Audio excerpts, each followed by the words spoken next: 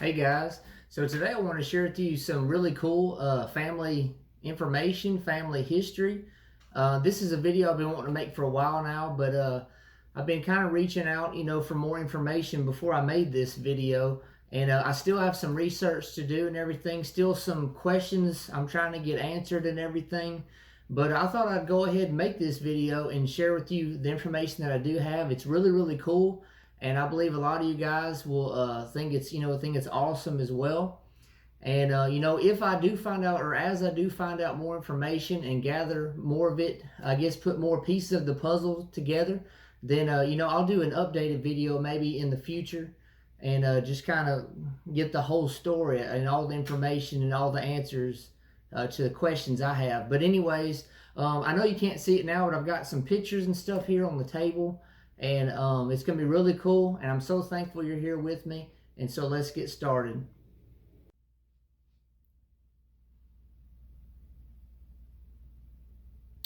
Okay, so I wanted to share this with you. This man here that you're looking at is Mr. Joe Crawford, and he was in the 101st Airborne during World War II.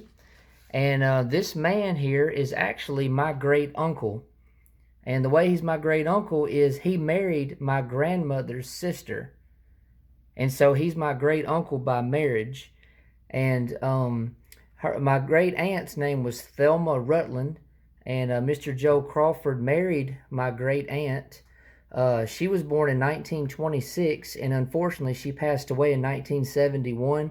So I'm not sure the actual day she was born and day she passed. So she was either 44 or 45 when she passed away. So she died young, unfortunately. Mr. Crawford here, from what information I found on him, he was born in 1923. And unfortunately, he passed away in October of 2014. He was 91 years old.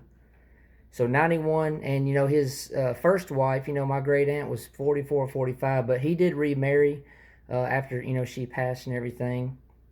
But what's really cool though is a lot of people are like, yeah, that's cool. You got a family member who was in World War II, and he was a veteran. He was in 101st Airborne. But what's really cool is he is actually in a very famous photo from World War II, and I've got other pictures here on the table. He's in a very famous photo from World War II, and as soon as I move my camera over, you're going to see this photo, and a lot of you guys will be like, I've seen that photo 1,000 times or 100 times, and it turns out he's in it, and it's really cool, so I'm going to show you now.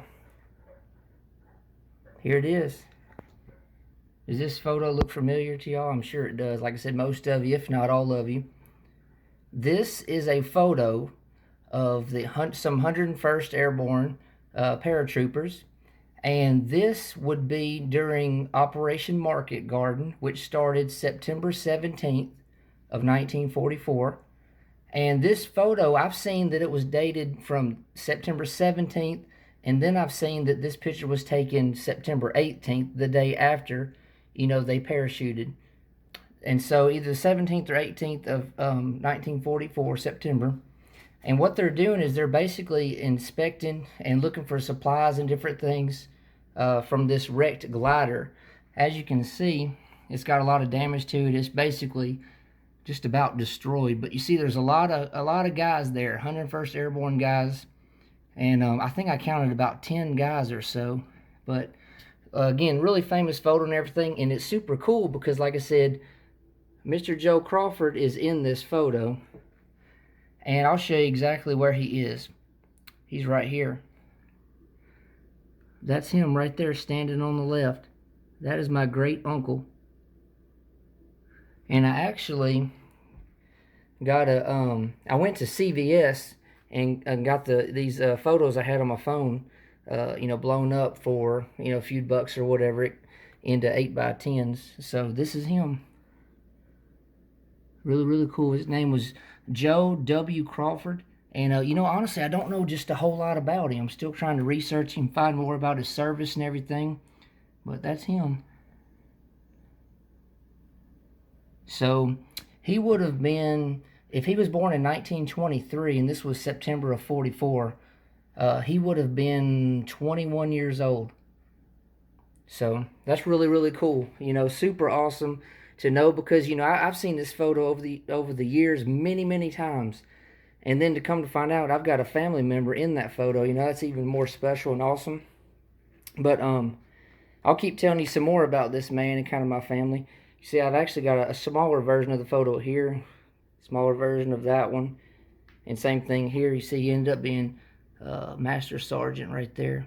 But some more information about him is I got 2 more photos here. They're of screenshots. Now, eventually, I need to crop them and make them, I guess, better looking. But they're just screenshots I snapped on my phone.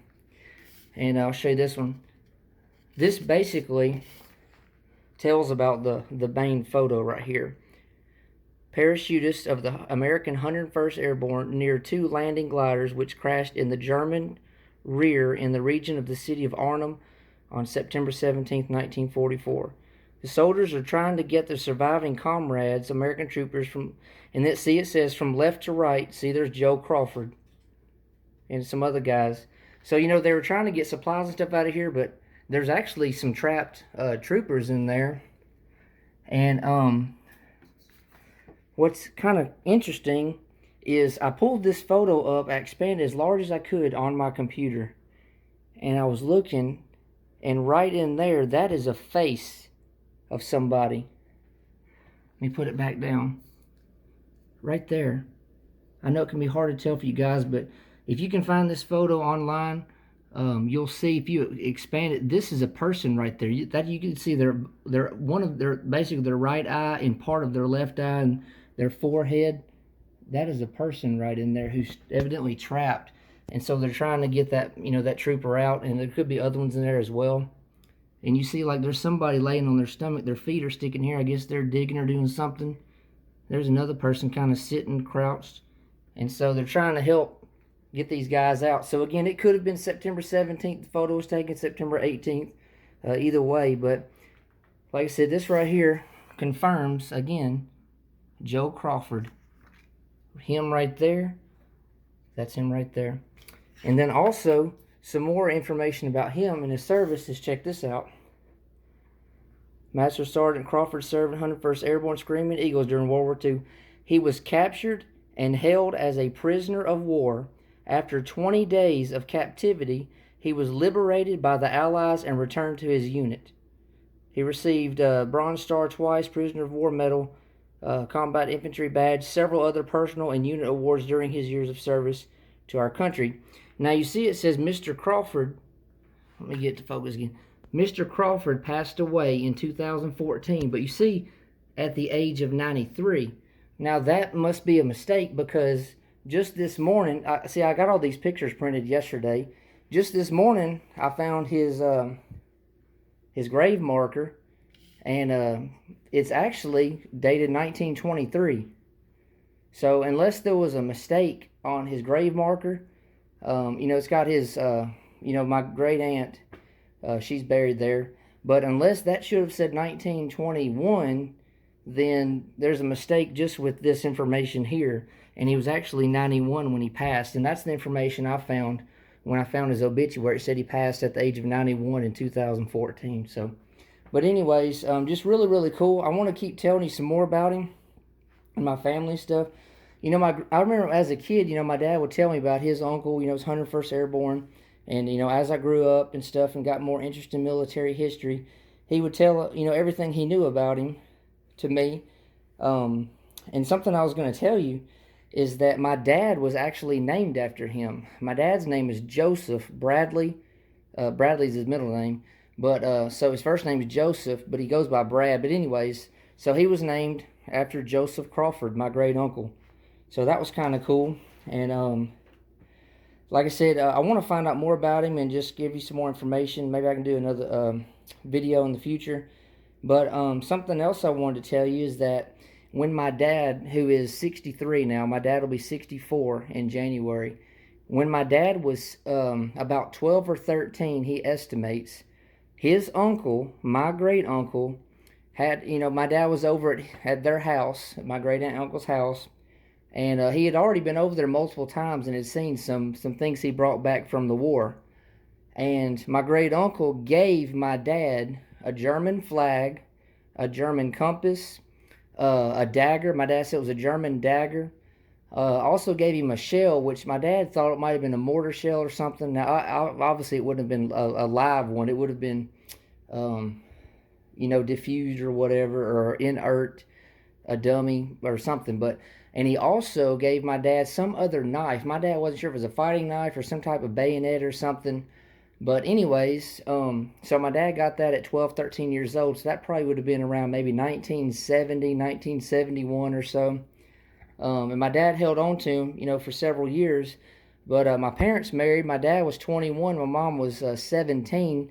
And when my dad was in his early to mid-20s, him and my mom, they were going through a rough time financially. And, they were struggling real bad, which, a lot of us have done that. Me and my wife have been through that as well. So that's nothing to be ashamed of, Thank God he helps us through those times. But my dad, he was, they were struggling for money and trying to make ends meet and everything. And my dad ended up selling those items that Mr. Crawford gave him. And, thinking back, my dad, he wishes he didn't have to do that. He wishes they were still in his possession, and he would have given them to me. So the flag, the German compass, the dagger, the other knife of some kind, and then the shell. But,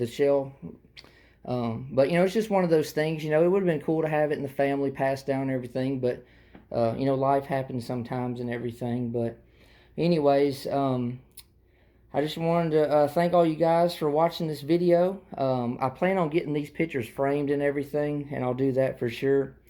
But I hope you thought this was kind of cool and everything. Really, the only other information I have is that my great uncle became involved in the railroad, like an engineer, and I think some kind of like high-ranking person in the railroad system in Florida. He ended up retired and moving to Florida and all that kind of stuff. Or he worked in Florida and he retired. But anyways, and the only other thing I know is that he was cremated. I found that out, he was cremated, but hopefully I can find some more information for you guys and share it with you in the future. But anyways, God bless you guys. Hope you like this video. Please like, comment, and share. If you haven't already, please subscribe. I would love to have you as a subscriber, and I'll be getting back to you soon. So thank you so much.